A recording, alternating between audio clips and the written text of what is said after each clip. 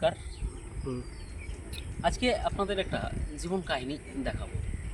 সেই জীবন কাহিনীটা আমি যেখানে ভিডিও শ্যুট করতে আসি প্রতিনিয়ত, সেখান দিয়ে যাওয়ার সময় তো আমি আমার বাইকটা থামালাম। আমার বাইকটা থামিয়ে আমি দেখলাম যে একটা কুঁড়ে ঘর। সেই কুঁড়ে ঘরে আমি দাঁড়ালাম যে এ প্রান্ত এবং এ প্রান্ত, আমার ক্যামেরাম্যানকে দেখাতে বলবো যে প্রান্ত ফাঁকা। ক্যামেরাম্যান একটু দেখাও এইটা, আর এই পেছনটা একটু দেখাও।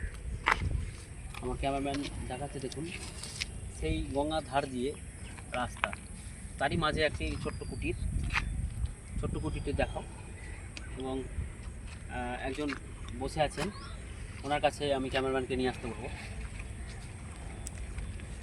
এখানে মূলত রাত্রে থাকেন উনি এই কুঁড়ে ঘরে, তার জীবিকার জন্য, যে কিছু মাছ বিক্রি করে যে 2 টাকা ইনকাম করে ছেলে মেয়েদেরকে খাওয়ানোর জন্য।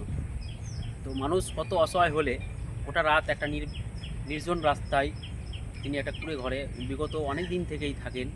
আমি শোধালাম এখানে, যখন বর্ষা, এত জল, এত ঝড়, তখন কোথায় যান? বলে আমি এখানেই থাকি। তো জীবনটাই মানুষের সত্যি অসাধারণ।